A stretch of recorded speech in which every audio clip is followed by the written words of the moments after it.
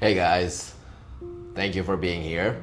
In this video, I'm gonna share an honest account of my depression and how I had to take a lot of action on multiple fronts day in, day out to pull out of it. And the reason for that is leave some hope. And if you're someone who's struggling out there, I want you to know that things can get better.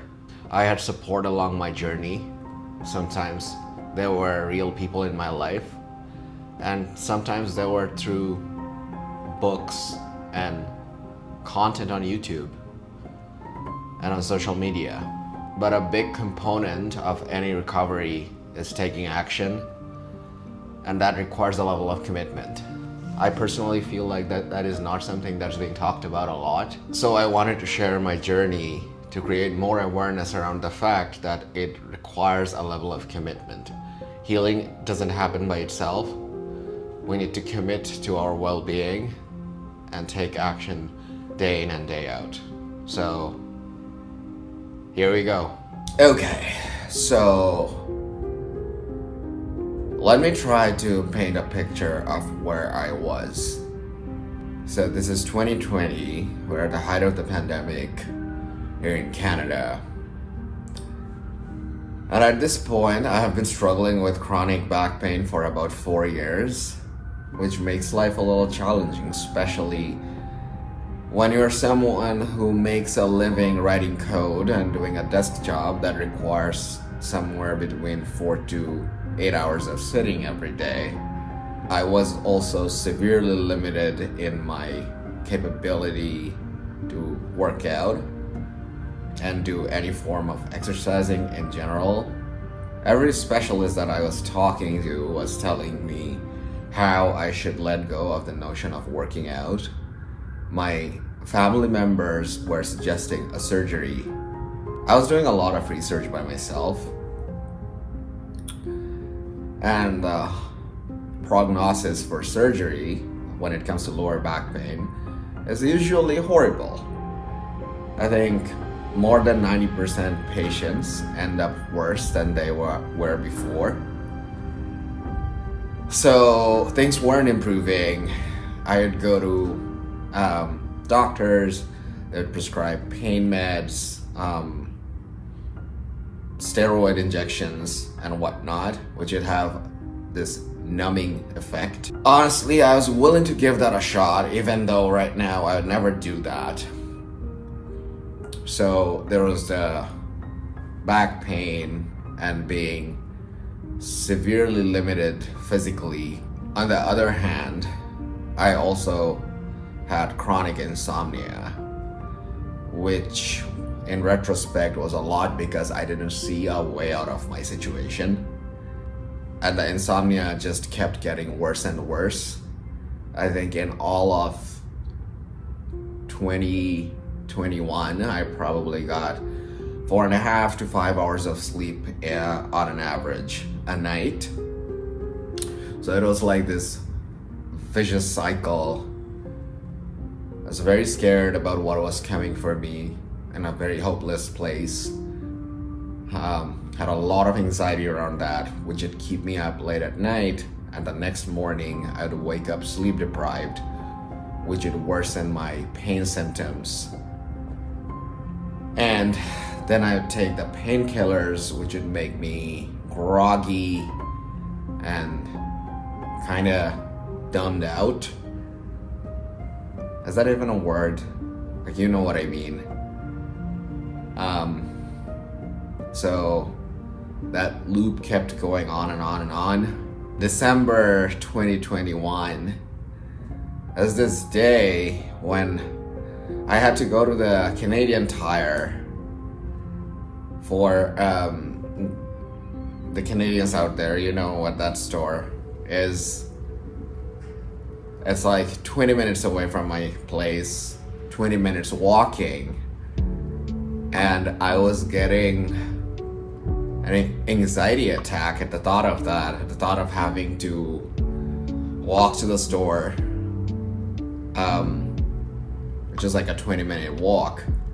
So that's where I was.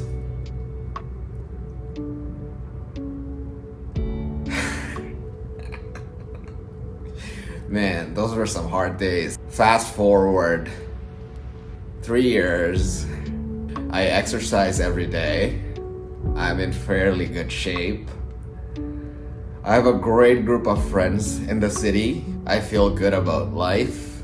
I think the greatest internal shift that has happened for me in the past few years is that instead of trying to escape life, I'm looking forward to living it.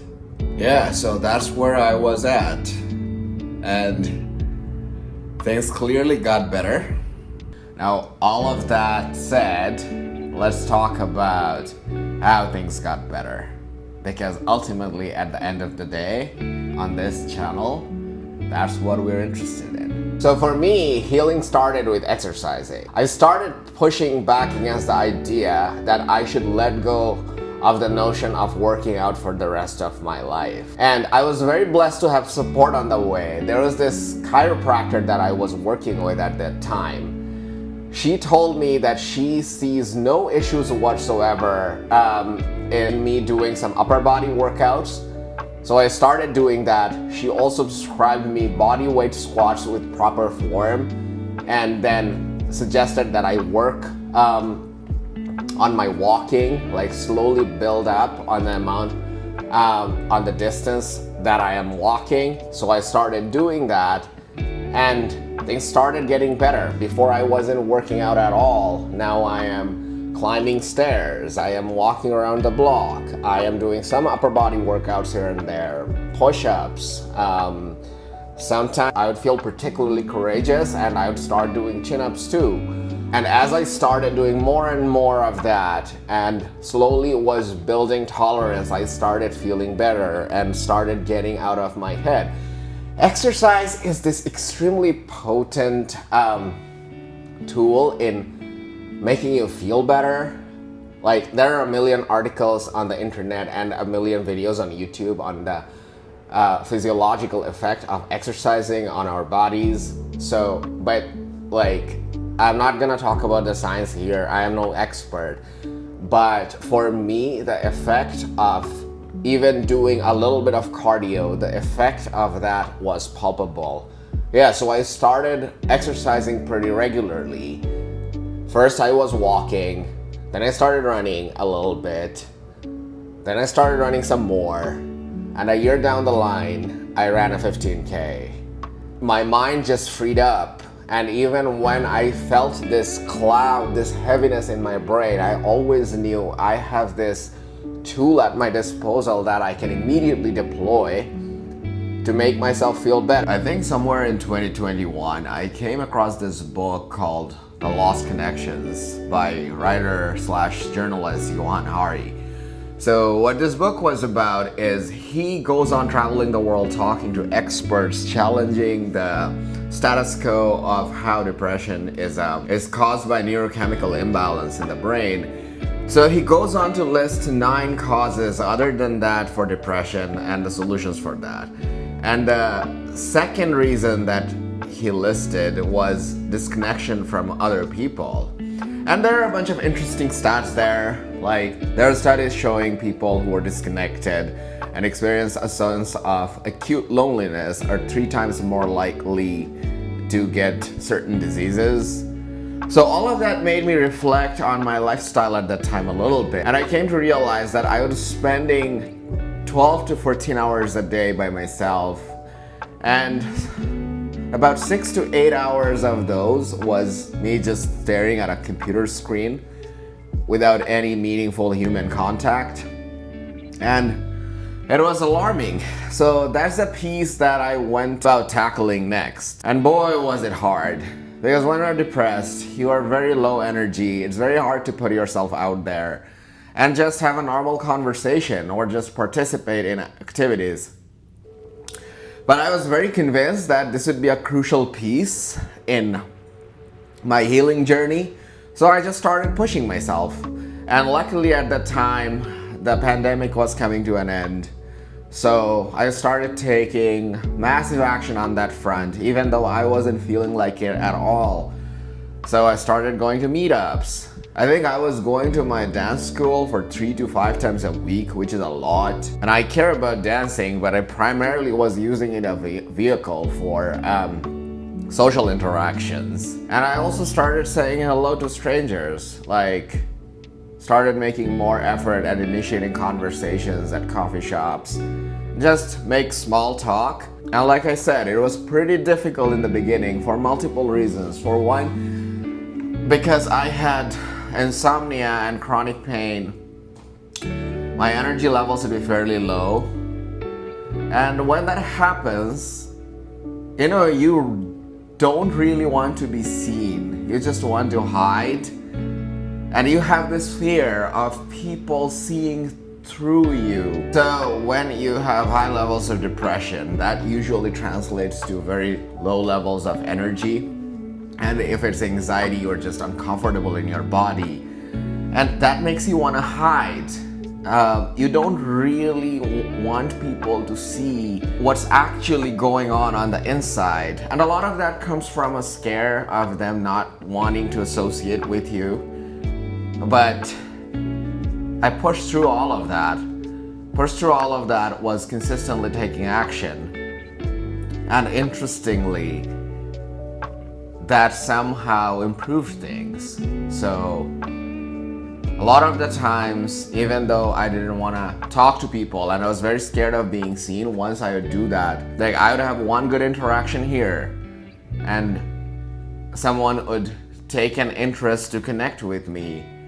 And that was a huge boost for my mental health, and it gave me a lot of hope. I met one of my closest friends during that time. So I went to a hiking group and she started talking to me. And I'm like, oh, someone actually cares to start a conversation. And she was genuinely curious. And we are very good friends till this day, and I don't see it changing anytime in the near future. Also, the last front that I had to take a lot of action on was in getting therapy. I worked with, if I remember correctly, at least with 3 therapists around that time. I've probably done more than 30 sessions. That's a lot of sessions actually. But it was not just the therapy. Unless you have a shit ton of money, you probably wouldn't be able to afford it for more than a week. And I worked with these 3 therapists over a period of 2 years. I also had insurance from my work. So in that sense, it was very accessible for me. But all that's to say, you get your therapist support for an hour every week. And you have to be by yourself for the rest of the time. And the question then is, what are you doing during those times when you are all by yourself? I was mostly doing cognitive behavioral therapy. And I think the power in that modality is that it sets the right expectation. It is about empowering the client instead of using the therapist as a crutch. And I learned a lot in therapy. One of the ideas from CBT that has had a huge impact on my mental health is the notion of cognitive distortions, how we have these distorted thoughts in our head that influences our moods and make us feel more depressed and anxious. So I learned to detect my own cognitive distortions. And anyone who has worked with a good cognitive behavioral therapist knows that most of the work is done outside the sessions. You have homeworks. You're supposed to do worksheets. When you have a negative thought, you're supposed to challenge those thoughts, come up with alternative possibilities, examine how accurate those thoughts are, go about identifying the cognitive distortions on them, listing them, and then figuring out how they're influencing your mood, and then report to your therapist on the next session. So that requires a level of commitment. So yeah guys, that was a glimpse of my journey. There's a lot more to talk about, and I'll probably make a part 2 of this video at some point in the future. But hopefully it got the point across that as much as we would like mental health to be a given, oftentimes it's not, especially for us who have struggled with it at some point in our lives. Climbing out of that darkness and the seemingly bottomless pit that we are in when we are struggling with depression and anxiety, it requires knowing that this is gonna take work, consistency, commitment, effort, and probably a lot of courage. In that sense, my struggle have made me a better person. I learned mental tools and habits that is very useful in my day-to-day life and I like to think has made me a better person. So if you're someone who has been in a similar situation as me or is going through it now, I want you to know that the cloud that looms over is gonna lift and you're gonna feel lighter and all of this is gonna be behind you. So keep your spirits up and attack it with all the zeal that you can muster. And before you know, these days will be behind you. Peace.